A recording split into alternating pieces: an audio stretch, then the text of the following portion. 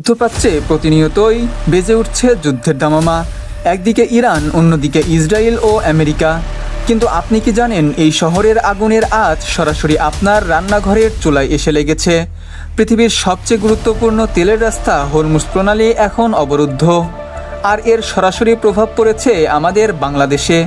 খুব শীঘ্রই হয়তো আমরা এমন এক সকাল দেখব যখন রাস্তায় কোনো গাড়ি চলবে না, বাজারে কোনো খাবার থাকবে না। আমরা কি এক ভয়ঙ্কর দুর্ভিক্ষের দ্বার প্রান্তে? আজ জানাবো কেন বন্ধ হলো দেশের সবচেয়ে বড় তেল শোধনাগার এবং আপনাদের হাতে আর কতদিনের তেল বাকি আছে। ইরানের সাথে আমেরিকা ও ইসরায়েলের যুদ্ধ এখন চরমে। পাল্টা ব্যবস্থা হিসেবে ইরান হুমকি দিয়ে এবং কার্যকরভাবে বন্ধ করে দিয়েছে হরমুজ প্রণালী। আপনি জানলে অবাক হবেন, বিশ্বের মোট জ্বালানির প্রায় 30% এই সরু পথ দিয়েই যাতায়াত করে। বাংলাদেশ যে দেশগুলোর থেকে তেল আমদানি করে, সেই জাহাজগুলোকেও এই পথ দিয়েই আসতে হয়। কিন্তু পথ বন্ধ থাকায় কোনো জাহাজ এখন বাংলাদেশে পৌঁছাতে পারছে না। বিশ্ববাজারে তেলের দাম এখন আকাশচুম্বী, কিন্তু আমাদের সমস্যা আরও গভীর।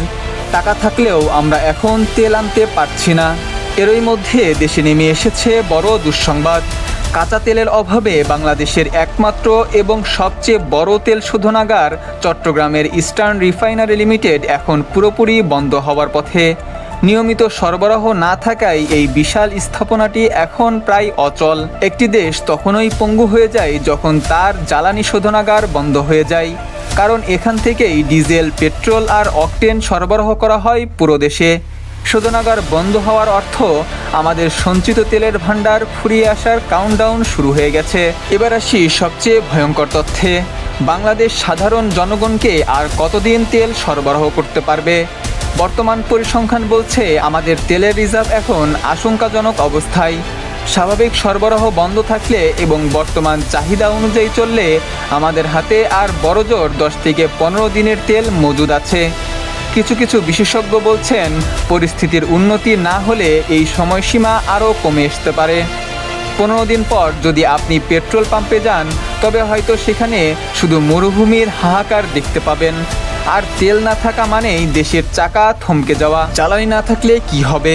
এটি কেবল যাতায়াত ব্যবস্থা বন্ধ করবে না, এটি আঘাত করবে আমাদের ভাতের থালায়। ডিজেল ছাড়া সেচ পাম্প চলবে না, ট্রাক্টর চলবে না, ফলে মাঠে ফসল ফলানো অসম্ভব হয়ে পড়বে। গ্রাম থেকে শহরে সবজি বা চাল কিছুই আসবে না। শুরু হবে পণ্যের কৃত্রিম সংকট এবং এর চূড়ান্ত ফলাফল হলো দুর্ভিক্ষ।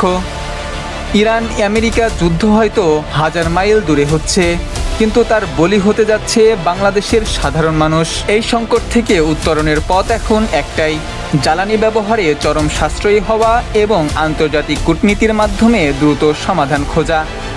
News desk, BD news 26, Dhaka.